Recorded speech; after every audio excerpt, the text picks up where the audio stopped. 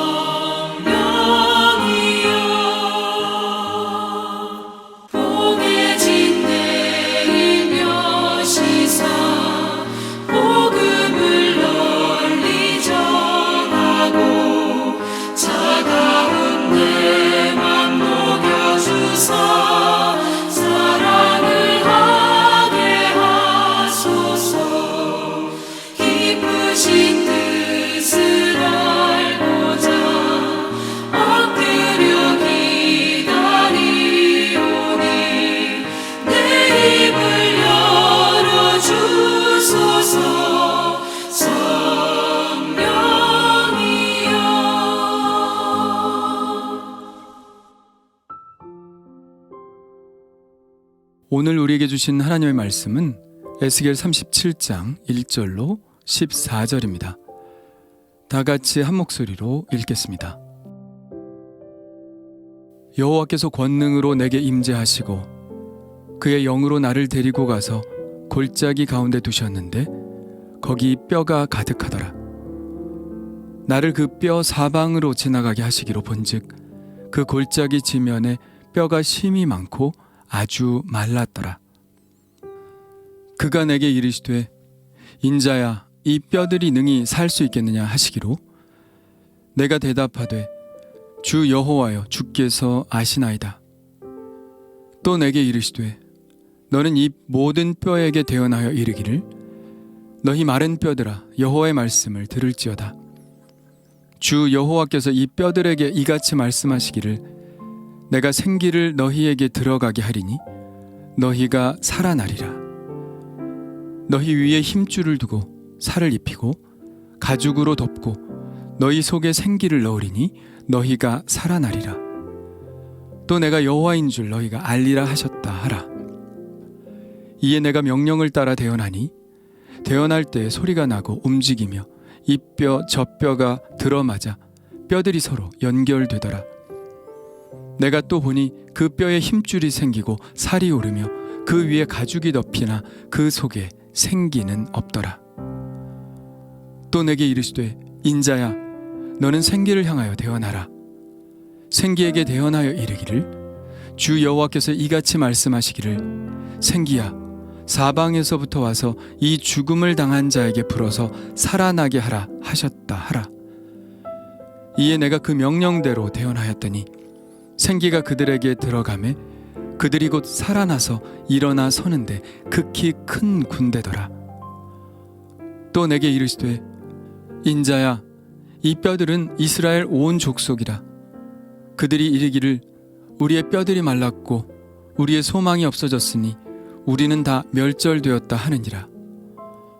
그러므로 너는 대언하여 그들에게 이르기를 주 여호와께서 이같이 말씀하시기를 내 백성들아 내가 너희 무덤을 열고 너희로 거기에서 나오게 하고 이스라엘 땅으로 들어가게 하리라. 내 백성들아 내가 너희 무덤을 열고 너희로 거기에서 나오게 한즉 너희는 내가 여호와인 줄을 알리라. 내가 또 내 영을 너희 속에 두어 너희가 살아나게 하고 내가 또 너희를 너희 고국 땅에 두리니 나 여호와가 이 일을 말하고 이룬 줄을 너희가 알리라. 여호와의 말씀이니라. 아멘.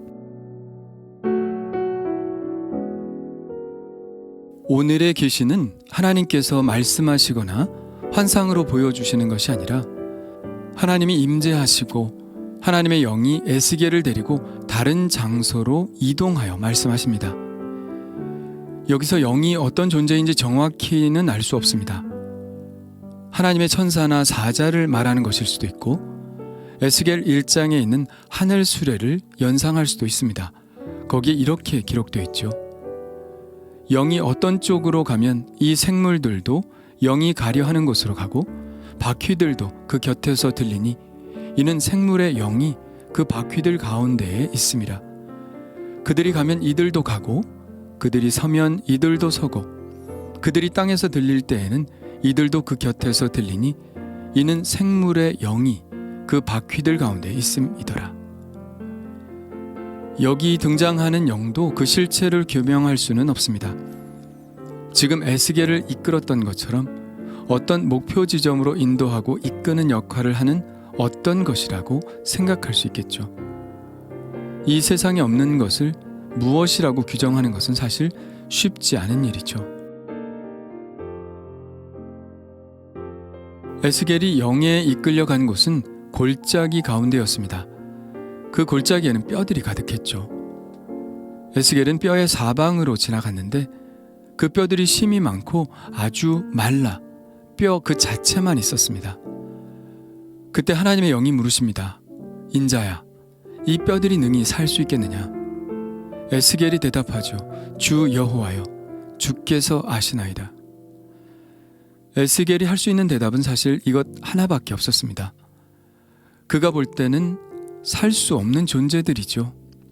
죽은 지 얼마 안 된 시체도 아니고 아직 살이 붙어있는 상태도 아닌 존재들이 어떻게 살아날 수 있단 말인가요?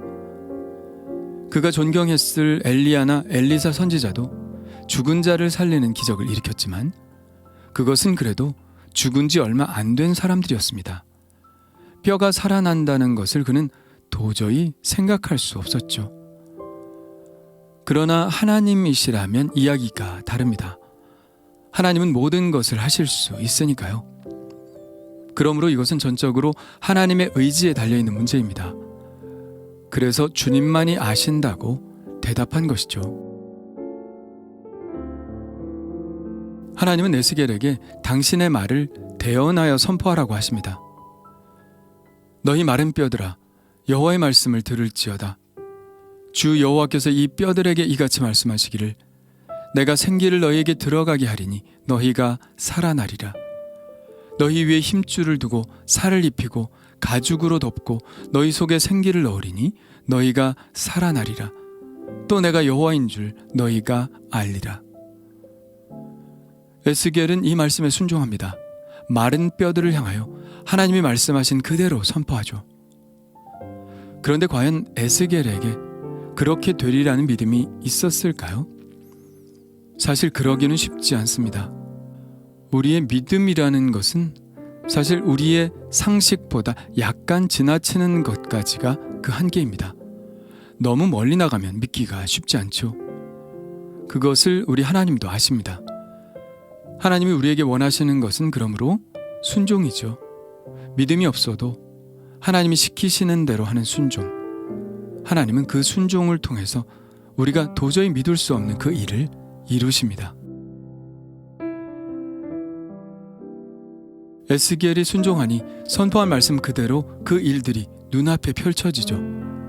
소리가 나고 움직이며 이 뼈 저 뼈가 들어맞아 뼈들이 서로 연결됩니다. 그 뼈에 힘줄이 생기고 살이 오르며 그 위에 가죽이 덮입니다. 그러나 아직 살아있다고 할 수는 없었죠. 그들은 하나님께서 흙으로 사람을 빚으신 상태, 그 상태와 전혀 다르지 않았습니다. 하나님께서는 이번에는 에스겔에게 생기를 향하여 대언할 말을 가르쳐 주십니다. 생기야, 사방에서부터 와서 이 죽음을 당한 자에게 불어서 살아나게 하라. 에스겔이 그 명령대로 대언했더니 생기가 그들에게 들어가 그들이 곧 살아나서 일어나 서는데 극히 큰 군대였습니다. 에스겔처럼 직접 이 환상을 보았다면 얼마나 드라마틱했을까요? 전혀 가망 없는 마른 뼈들이 자기 자리를 찾아 맞춰지고 힘줄이 생기고 살이 오르고 피부가 덮여지며 생기가 그들에게 들어가 일어나 큰 군대가 되는 모습. 마치 스펙터클한 영화의 한 장면 같습니다. 하나님은 에스겔에게 보다 확실한 비전을 보여주시기를 원하셨던 것 같습니다. 말씀으로 들려주실 수도 있었지만 직접 눈으로 보여주셨을 때 에스겔은 보다 실감나게 이 비전을 붙잡을 수 있었겠죠. 하나님께서 보여주신 이 비전을 늘 머릿속에 떠올리며 이 비전이 실현되기를 위해 기도하며 애썼을 것입니다.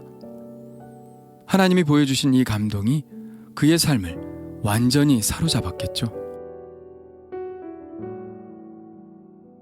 그렇다면 하나님은 이 환상을 통하여 에스겔에게 무엇을 보여주시려고 하셨던 것일까요? 그 뜻을 하나님은 친히 설명해 주십니다. 인자야, 이 뼈들은 이스라엘 온 족속이라. 그들이 이르기를 우리의 뼈들이 말랐고 우리의 소망이 없어졌으니 우리는 다 멸절되었다 하느니라. 하나님이 이 뼈들의 환상을 보여주신 동기가 나타나 있죠.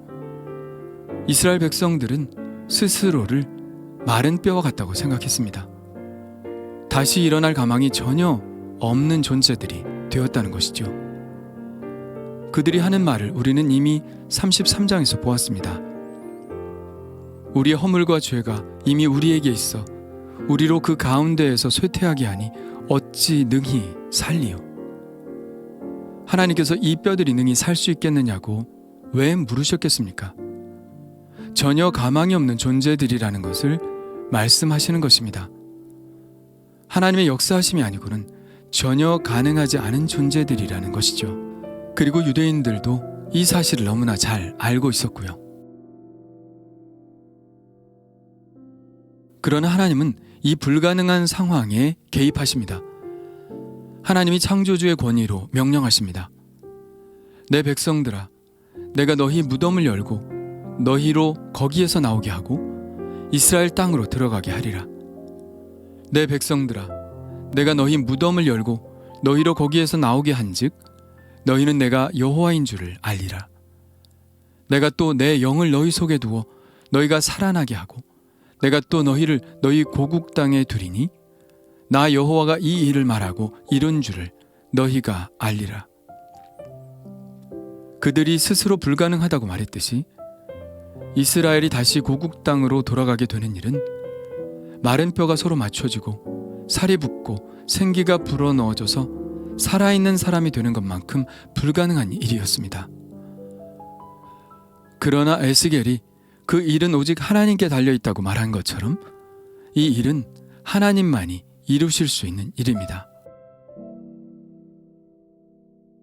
만일 하나님께서 이러한 환상으로 에스겔을 통해서 이스라엘에게 말씀하시지 않으셨다면 사람들은 그들이 고국으로 돌아가게 돼도, 그것이 하나님께서 이루신 일이라 해도 그들은 그저 우연히 이 일이 일어난 것이며 바사왕 고레스의 자비 때문이라고 생각했을 것입니다.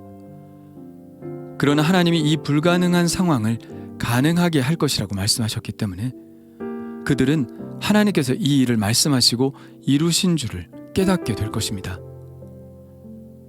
이것이 바로 성경을 우리에게 주신 목적이죠.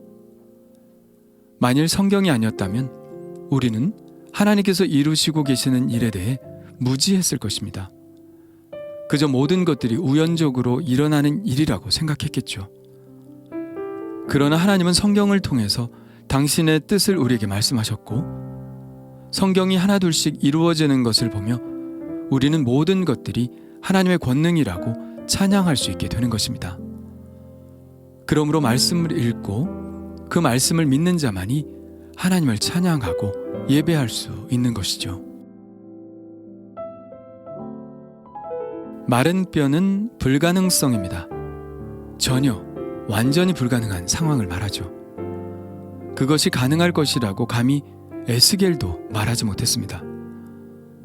그러나 그것이 가능한 한 가지 가능성은 바로 하나님의 개입입니다. 하나님이 하시면 가능합니다. 하나님이 선포하시면 가능합니다. 하나님이 그 불가능한 상황에 대해서 우리에게 믿음을 주시고 그 불가능성에 대해 선포하라고 말씀하시면 가능합니다. 우리가 그 선포에 순종함으로 하나님의 말씀을 대언하면 가능합니다. 우리의 뼈들이 말랐고 우리의 소망이 없어졌으니 우리는 다 멸절되었다 하는 그런 탄식의 현장이라도 하나님이 개입하시면 가능합니다. 혹 마른 뼈와 같은 절망적인 상황인가요? 소망이 완전히 상실되었나요? 가능한 구석을 도저히 찾을 수 없나요? 그렇다면 해답은 한 가지입니다. 하나님께 소망을 두는 것입니다. 우리의 상식과 생각을 뛰어넘어 마른 뼈에 생기를 주시는 그 하나님의 기적을 이제는 기대해 보는 것 어떤가요? 주님 감사합니다. 마른 뼈와 같은 포로된 이스라엘을 다시 회복시키신 주님. 우리의 마른 뼈 같은 형편을 아실 줄 믿습니다. 많은 교회들이 다시 회복하는 것이 가능할까 의심하고 있습니다. 많은 성도들이 다시 회복될까 염려하고 있습니다. 마른 뼈를 다시 살리시는 주님, 오직 주님께만 소망을 두오니 우리를 살리시옵소서. 이 땅의 교회들을 살리시옵소서. 무덤을 박차고 일어나 하나님의 영광을 위해 다시 빛을 비추도록 우리에게 성령의 생기를 부어 주옵소서. 예수님의 이름으로 기도합니다. 아멘. 다 같이 주님 가르쳐 주신 기도 하겠습니다. 하늘에 계신 우리 아버지여, 이름이 거룩히 여김을 받으시오며 나라가 임하시오며 뜻이 하늘에서 이루어진 것 같이 땅에서도 이루어지이다. 오늘 우리에게 일용할 양식을 주시옵고 우리가 우리에게 죄 지은 자를 사하여 준 것 같이 우리 죄를 사하여 주시옵고 우리를 시험에 들게 하지 마시옵고 다만 악에서 구하시옵소서. 나라와 권세 영광이 아버지께 영원히 있사옵나이다. 아멘. 우리 이제 각자 하나님께 기도하는 시간을 갖겠습니다.